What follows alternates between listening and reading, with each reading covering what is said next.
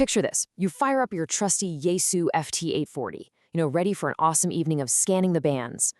But you're completely unaware that there is a literal ticking time bomb sitting right inside on the circuit board, just slowly burning its way toward a catastrophic failure. Well, hello, and welcome to this explainer. Today, we're on a bit of a rescue mission. We're going to break down a really well-documented, tried-and-true method for saving your FT-840 from this notorious fatal design flaw. Okay, let's dive right into this. Here's our roadmap. We're going to cover the ticking time bomb, the $3 fix, opening up the rig, surgery on the board, drilling and mounting, and finally wrap up with some community success stories. Section 1. The ticking time bomb. Okay, take a look right here. Stamped under the board, you'll find the identifier R213. That little white cylinder right there, that's our culprit. It's an undersized resistor that gets incredibly hot. Like, so hot that over time it actually starts scorching the surrounding circuit board. It's kind of known as the one major design flaw of the FT-840. And the scary part? If left unchecked, it will eventually fail. And when it finally goes, it's very likely going to take nearby components or, potentially the entire board down with it. Not good at all. Section 2. The $3 fix. So, the perfect replacement part for this? It costs exactly $3.23. Yeah, you heard me right. We're talking about a Born's power resistor that you can grab right off DigiKey. This extremely low barrier to entry means that saving your radio doesn't require some massive budget, just a little bit of DIY spirit. I mean, just look at the sheer difference in scale between these two. The original board-burning resistor is rated at just 3 watts. Meanwhile, this beefy 30-watt replacement is specifically designed to safely handle and displace all that heat completely away from the delicate board. It's a massive upgrade. Here's that brand new 30-watt Burns resistor sitting on the workbench, totally ready for installation. Oh, and here's a really fascinating little detail the author noted during this project. The original resistor is nominally rated for 8.2 ohms, right? But when they tested it with a multimeter, both the old resistor and this brand new replacement actually measured exactly at 9.1 ohms. Honestly, it's just a great reminder to always test your parts before you install them. Moving on to Section 3, opening up the rig. All right, here is the 30,000-foot view of the process, so we don't get overwhelmed.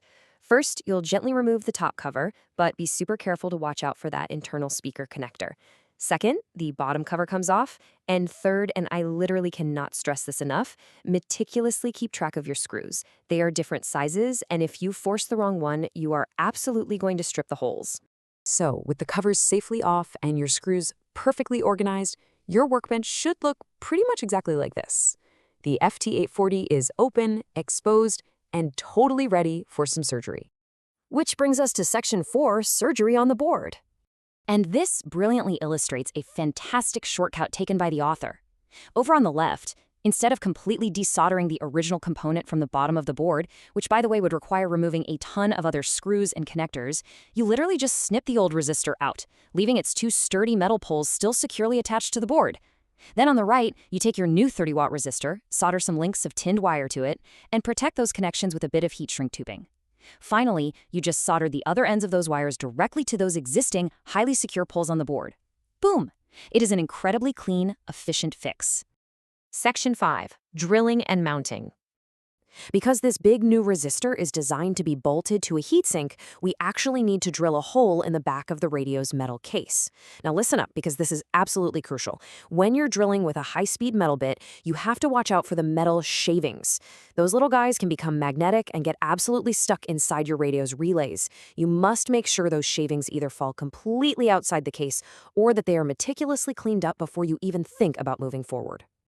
Once that hole is drilled, you simply route the new resistor over to it and bolt it down securely using a nut and, ideally, a lock washer.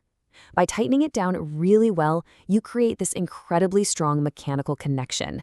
And here's the genius part. This brilliantly turns the entire metal outer case of the radio into one massive, safe heatsink. Sure, the case might get slightly warm to the touch now, but all that dangerous heat is finally pulled completely away from the delicate circuit board. Let's wrap things up with Section 6, Community Success Stories. Fellow operator Tim perfectly sums up the reality of this whole situation. You can either pay a technician $100, or honestly probably way more, after the board inevitably burns up, or you can just fix it preemptively yourself with a $3 part. I mean, the peace of mind alone is literally priceless. But here's something truly remarkable about this fix. Another user actually reported that doing this exact resistor replacement miraculously cured several completely hidden secondary issues they were having. You see, because the original overheating resistor acts as a current limiter, when it starts to fail, it causes these massive voltage drops. By swapping it out, users found it fully restored the 5 volts to the Q291 regulator and the Q2009 CPU. Get this, it even completely cured an issue where the radio's S meter was permanently stuck at S7. Fixing this one tiny part literally brought the whole radio back to perfect health. How cool is that? Which really leaves us with a fascinating thought to chew on. We've just seen how a simple $3 fix can save an entire rig from melting itself from the inside out. So what other ticking time bombs are hiding in our favorite pieces of vintage gear, just waiting for the community to find an elegant, modern solution? Seriously, go take a closer look at your own hardware today. You might just save its life. Thanks so much for joining me for this explainer, and I'll catch you next time.